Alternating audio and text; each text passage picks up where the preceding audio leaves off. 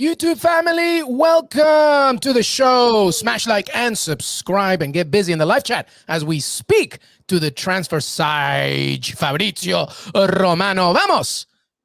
Well. Peru and Italy can just take a drink in the corner as they won't be at the World Cup. And our producer, Des Norris, who's Irish, can join us as well. But fear not, everybody. Fabrizio Romano joins the show to discuss the transfer latest, including what's going on with the summer of strikers, as we discuss as well the summer of managers. Mauricio Pochettino leaving PSG, Real Madrid as well, as they welcome their new star Tchouameni, Barcelona as well. There's some Pique drama, Arsenal, Tottenham, Liverpool, Declan Rice, so much to discuss. This is a live show, so throw in your questions. Tuesdays with Fabrizio Romano begins right now. Hey everybody, Fabrizio, how are you, buddy? My friend, all good, thank you. I feel for you. I know it's not an easy day. I know this feeling, unfortunately, so it's not easy, but come back stronger, so don't worry. Thank you, brother. I know Italians and Peruvians will come together just like La Padula and we'll make it happen. But hey, I didn't even want to go to Qatar, Fabrizio Romano, if you really want to be honest with you. No. I agree with you. We can relax.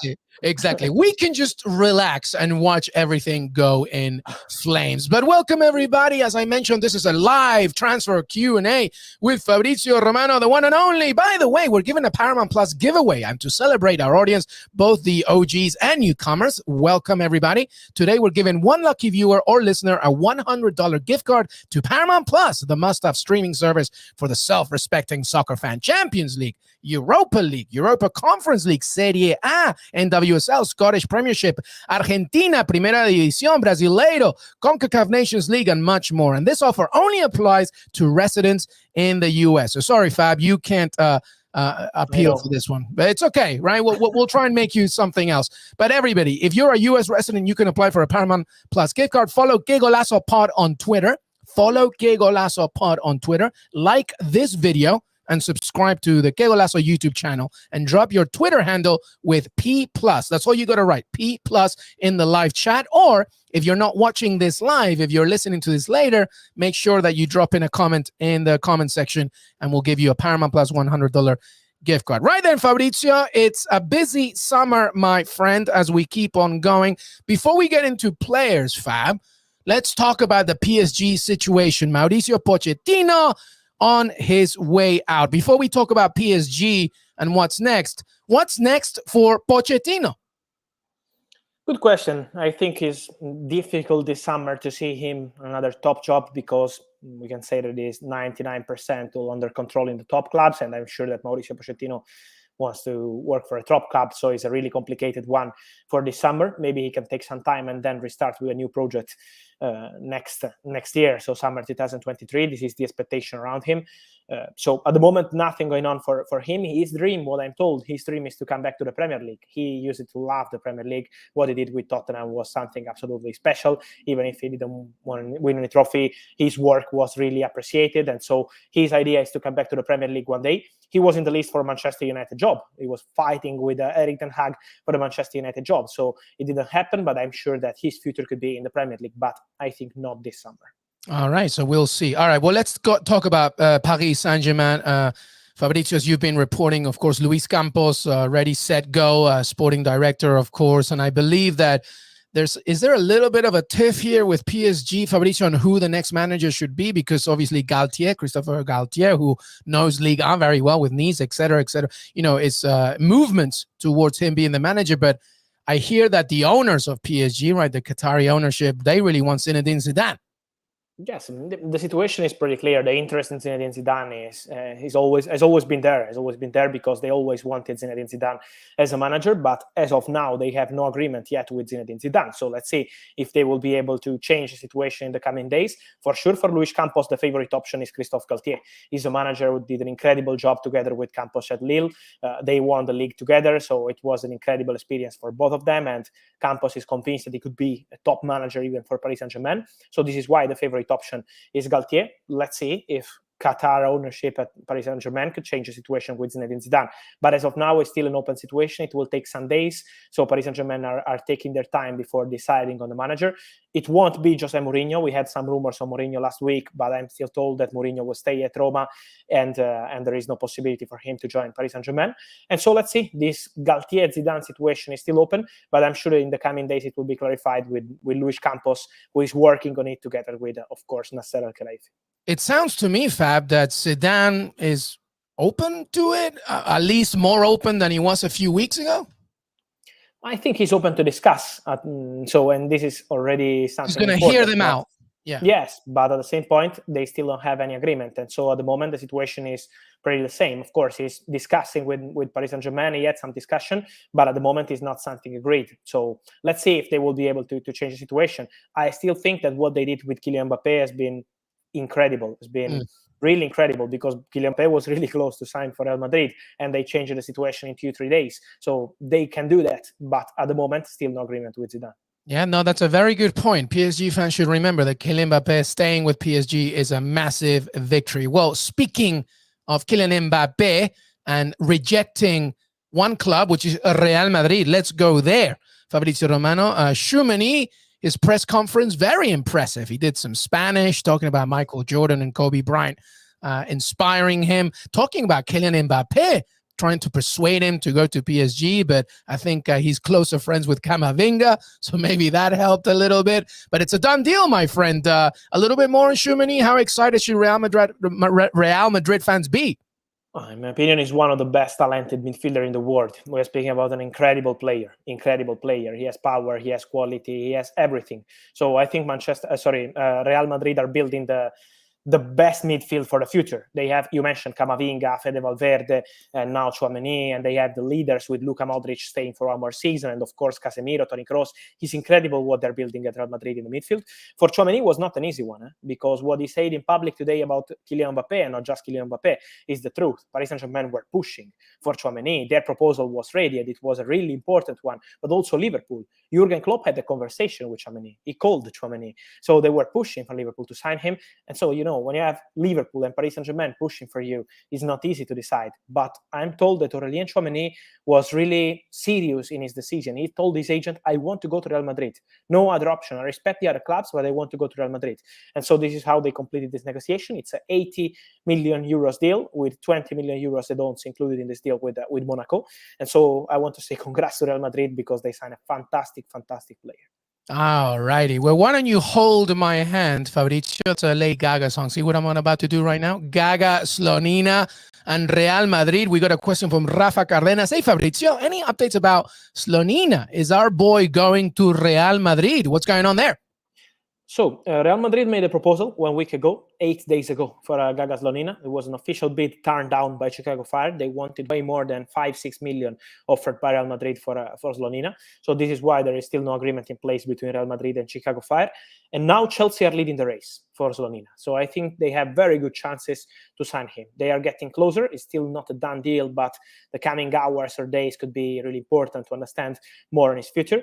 Let me say that the player will stay at Chicago on loan, at least until December. So this is a positive news for Chicago Fire, and I think also for the player. He's born in 2004, so he deserves to play, and Chelsea have USMNT. So of course, makes no sense for him to join Chelsea immediately, but he's one for the future. Chelsea want him. They made a proposal for 10 million euros. So this is the value of the deal. It could include some add-ons. So they're discussing Chelsea and Chicago Fire on the details, but Chelsea are pushing. And so I think they are now leading the race more than Real Madrid for Gaga Slonina. And they were really close to sign Slonina in February. You remember when I told you it was March that they wanted to sign him, and then because of the sanctions, the deal was in standby. But now they're back on track with Slonina, with his agents, with Chicago Fire, and so I'm sure that it could be completed soon. Well, Fab, this is a perfect segue. Speaking of Slonina and Chelsea and USMNT interest, of course, we're also thinking about a certain Sergino Dest, not really favored by Xavi and Barcelona. I'm hearing rumors, Fabrizio Romano, that Sergino Dest is a Chelsea target. What can you tell me about that? At the moment, there is no negotiation. So Chelsea and Barcelona are not discussing Sergino Dest. So at the moment, the situation is still quiet. In January, it was an option. So Thomas Tuchel and Chelsea board work like this. When they have a target, usually the same target is still in the list. And so I'm sure that they are still considering Sergino Dest as an important player and a potential solution. But at the moment, Barcelona have not received any feedback from Chelsea. And the two clubs will be in touch in the coming days, because Barcelona want to sign Marcos Alonso and Azpilicueta, who are both out of contract in summer 2023. So Barça don't want to spend big money on both of them, but Chelsea want a fee for these players. So it's still to be discussed between the two clubs. So they will be in touch, Chelsea and Barcelona. We will see what happens, but at the moment for Sergino Dest, there is still no negotiation. All right, a lot of Chelsea and Barcelona chatter. Staying in this USMNT talk, by the way, Tyler Adams, of course, one of the most important players for the USMNT.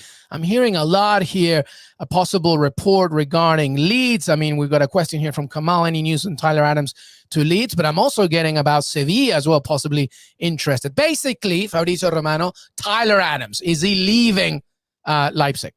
Yes. My feeling is yes. My feeling is going to leave the club this summer. At the moment, there is still nothing agreed with any club. You mentioned clubs interested. Of course, it's normal. So many clubs are exploring this possibility, including Leeds. But at the moment, still nothing agreed. Now Leeds are focusing on Mark Roca. They want to sign him from Bayern, and this deal final stages for 12 million euros plus add-ons. They have an agreement with the player. So Mark Roca could be the next signing for Leeds, and it's a really interesting one. For Tyler Adams, he's a name they have, of course, in the list with just March. Is absolutely normal to consider him as an interesting opportunity for the midfield. At the moment, he's still not advanced, but to answer your question, I see Tyler Adams leaving the club this summer. Yes, I think it's a serious possibility. Interesting to see where he will go. But Tyler Adams, keep your eye out for his exit, of course, as he looks for a new club, especially before the World Cup. Arsenal fans, I hear you. I see you. I know you have a lot of questions. We're going to get to them after the break, I promise you. But first, let's go and stay with Barcelona, I guess, Fabrizio Romano. All right, Fab, I want to just set the scene here. Gerard Pique, there's a lot going on with him right now. This is not a TMZ. We're not a gossip channel, but there's a lot going on for him personally and professionally. Reports, of course, of what's going on with him and his personal life with Shakira. That's one thing. There's also reports of Xavi saying to Pique, look, I don't see you in my plans in the future. There's also all the situations that he does outside of the pitch, or his business endeavors, and how that may be getting in the way of his professional and personal. So here's the question, Fabrizio. Gerard Pique, okay, there's allegedly a surplus to Xavi's requirements. There's family drama, business interests, as I said, but there's 2 years left on his contract. So what's going on with Pique and Barcelona? And it's a big contract. It's a really big contract. So what I'm told is that what happened is a bit different of what's been reported from some sources, but some other sources reported the same information I'm told. So that Xavi spoke with the player. There was a conversation between Pique and Xavi, face-by-face conversation. And in this conversation, Xavi told him, I don't want you to be focused on different things that are not football. I want you to be important part of this team, but focused on football. And I can't guarantee to you that you will be a starter as of today, because we know that Barcelona are going to they want to sign a new centre-back this summer, and then they have many players in that position. So he wanted to be pretty clear with the player, with Pique. I trust you, but I wanted you to be focused on football, and I can't guarantee to you that you will be a starter every single game next season. The answer he received from Pique was pretty clear from what I'm told. Pique wants to stay at Barcelona. He's prepared to discuss with the club about his salary, because he knows that his salary situation could create a problem to the club. And so this is why he's going to speak with the club. But at the moment, Pique is not looking for a solution. As of today, Pique wants to continue with Barcelona. Then I think in the pre-season, we will see how is the situation with Xavi, with the team, what kind of centre-back they will sign. So there are many points to clarify between Barça and Pique. But as of today, he's not looking for a different club. He wants to continue with Barça, and he wants to fight for his place. So at the moment, the situation has been a conversation between Xavi and Pique, but not something really complicated. Something where Xavi wants to clarify, I want Pique to be an important player for us, but focused on football and not on many other things, because as you mentioned, Pique has a lot of stuff to do out of the pitch. So he wants Pique to be focused on Barça. It's a really important season for Barça. This is something that we have to mention in general. And this is why Xavi wants the players to be 100% focusing on the project. They suffered a lot last season. It was a complicated one, changing the manager, having Xavi, and then the situation in the dressing room was really complicated. They lost Leo Messi 1 year ago. So it was a shocking season for Barça, and then Real Madrid winning La Liga and winning the Champions League. So another big blow for Barcelona. So this season is too important for Barça and for Xavi, because the first season for Xavi, in my opinion, was a really positive one. But now he needs to prove himself as a top manager, and he knows that this season is key. So this is why he wanted to have this conversation with Gerard Pique.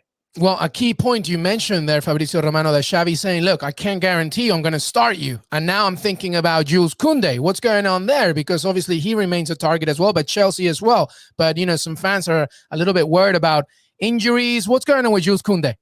No, at the moment, no. Chelsea are not worried with injuries. They know that he had to do this surgery, and so it will be completed in 20, 30 days.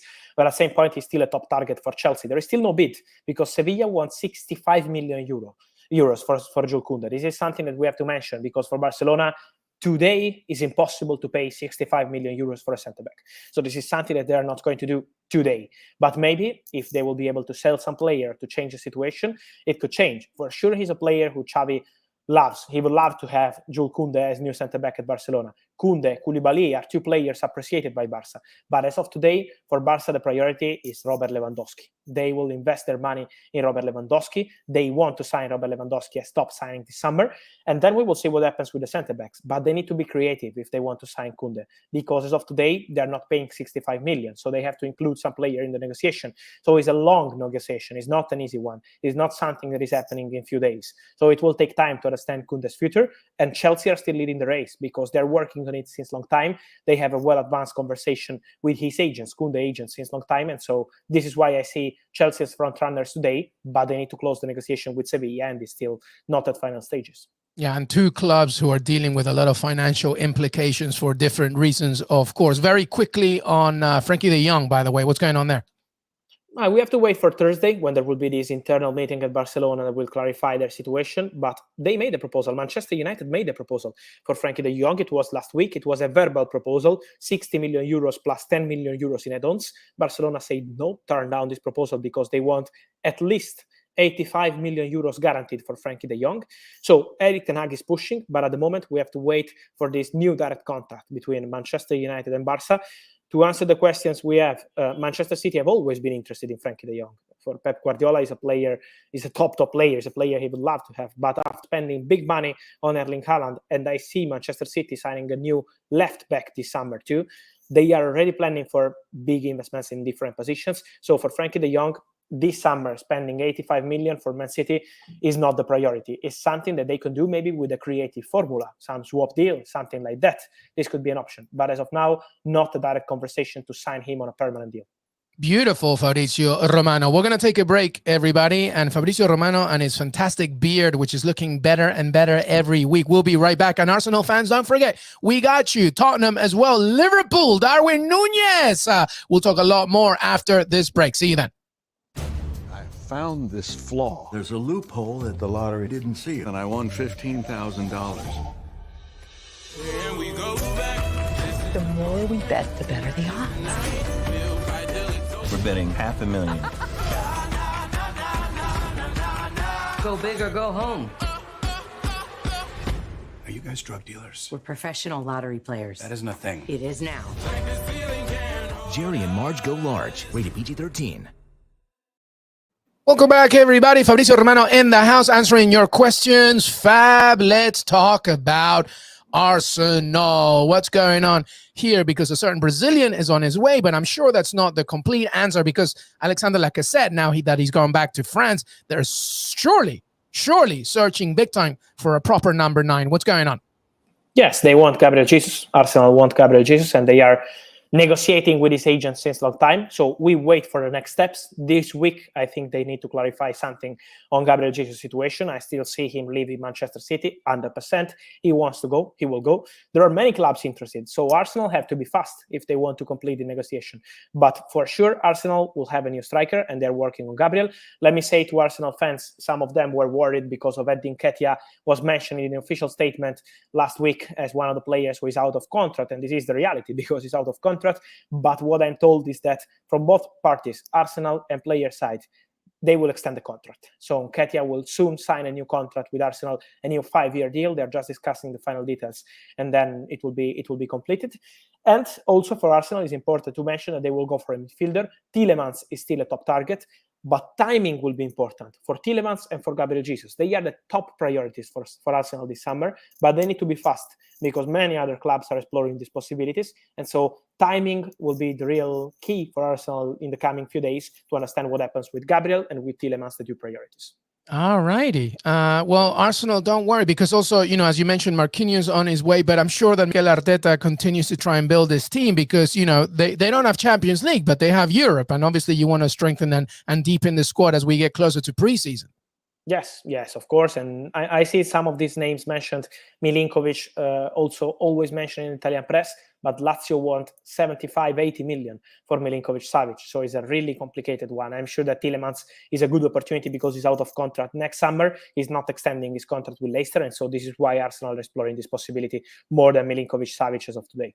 All righty. Well, let's stay in North London, but let's go to Tottenham because we've got a few movements, reported movements within Antonio Conte's side as they have Champions League. And of course, that can attract a lot. And one of them was Yves Bissouma, the very good defensive midfielder for Brighton, who, by the way, has some off-the-pitch, sexual assault situations. I don't know how that has been rectified. It's worthy mentioning that, of course, because it's important to note. But apparently, he's attracting interest from Tottenham as well. What's going on there?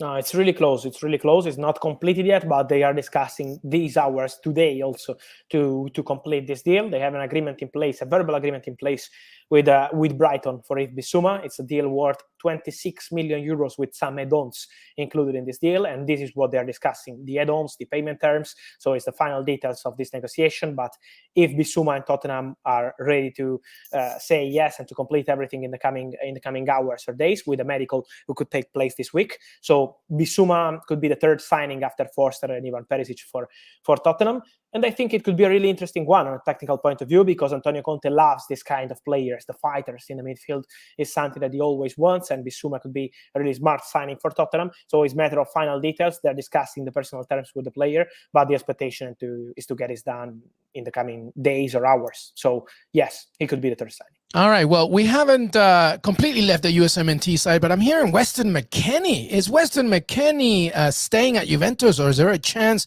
he's moving for Tottenham? Thank you for your question. Sorry, the screen is so small for me. What is it? Blood spider? Blood spider. Yes. All right. Yes. I like it. I like the graphic as well because it's actually a blood spider. So blood spider is asking Fabrizio, is there any blood money for Weston McKennie going to Tottenham? What's going on there? At the moment, it's still a quiet situation around McKennie. Tottenham wanted him last summer, but only on a loan move, not on a permanent deal. So at the moment, it's still a quiet situation. Juventus have not received anything, but I know how Fabio Paratici, Tottenham director, works, and he's always tracking the same player. So if he wanted McKennie 1 year ago, it means that he will always be a player in his list. He is the director who signed McKennie from Schalke for Juventus. So for sure, he likes the player. But at the same point, at the moment, they are focusing on Bissouma. So I'm sure that then the next step for Tottenham will be the right winger with Spence, who could be one of the options. All righty. Well, thank you so much. We got a comment here. CH Ghost, your channel is cold. I rock with you. LOL. I just don't know how to pronounce it. You don't know how to pronounce our channel. It's very easy, CH Ghost. Qué Golazo. Qué Golazo. What does that mean in Spanish? In English, everybody? Drop me your question so you can help him out. Qué Golazo. Fabrizio, it's kind of weird that he doesn't know how to pronounce it. It's easy. Come on. It's easy. It's an easy one. You can do that. You can do it. And you know what else you can do, by the way, is answer some questions about Liverpool to wrap things up, Fabrizio Romano. First of all, Darwin Nuñez. Talk to me about the details of the deal for the Uruguayan star. Yes, it's done. It's finally done. It will be announced in the coming hours, but even the medical, everything is fine. So Darwin Nuñez is a new Liverpool player. Contract worth 6 years. Is a contract till 2028. So everything has been completed even on personal terms.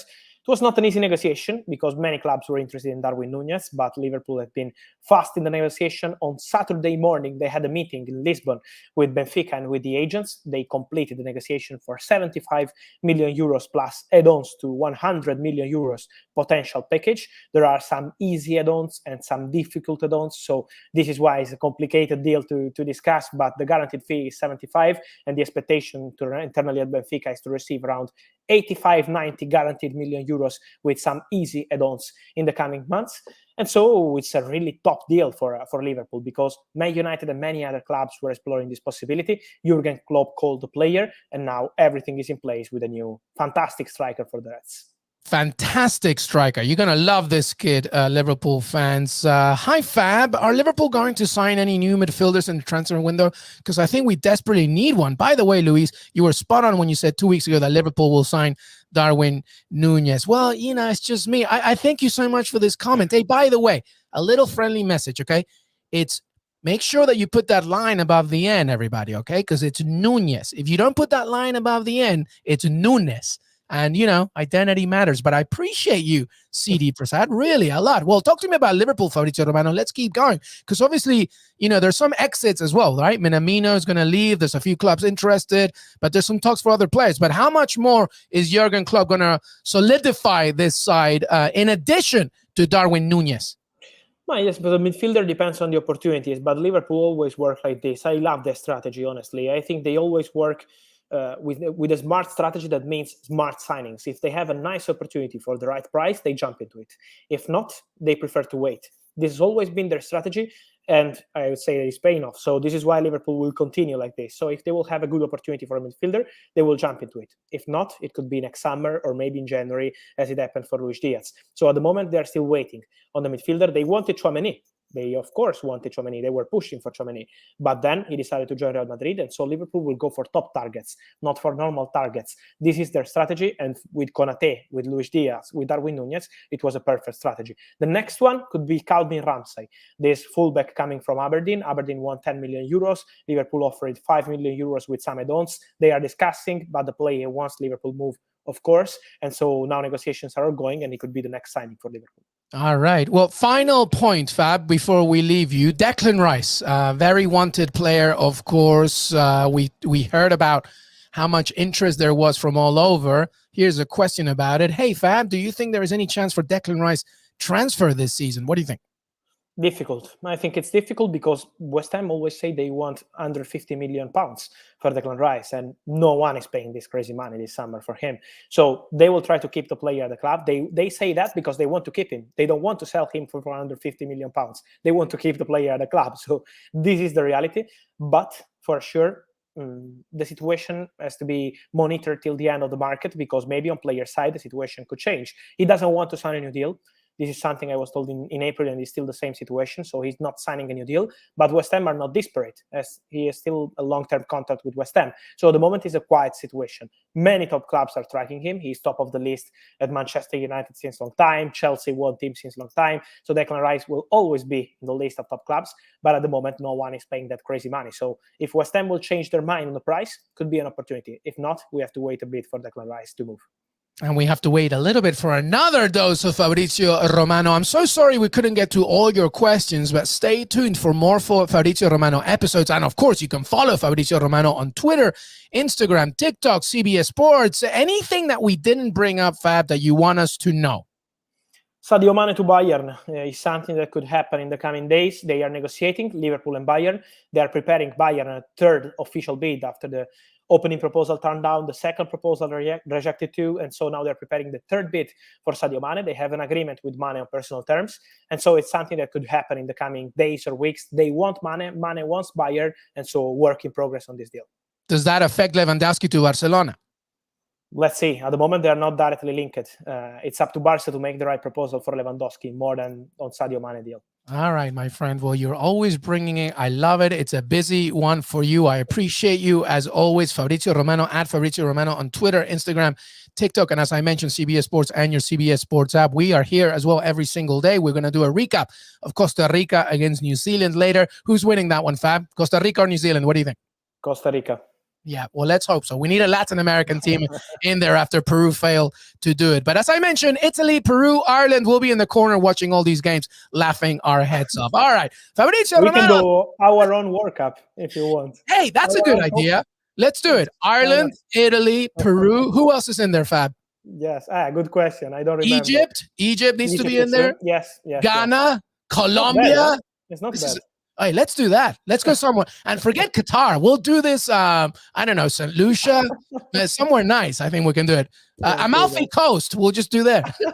I will be there. Ivory Coast. Fabrizio Romano, thank you so much, brother. Have a fantastic week. Thank you as always. And thank you to all the guys sending questions. And see you soon here on Qué Golazo. I love it. Thank you, everybody. And remember, Qué Golazo, youtube.com/Qué Golazo, Qué Golazo Pod on Twitter. Remember, we're giving away a $100 gift card, so don't forget to Paramount Plus. But thank you to Fab. Thank you for everybody and newcomers and OGs of this show. We got plenty more to come. We will see you next time. Have a fantastic rest of your weeks. Till then.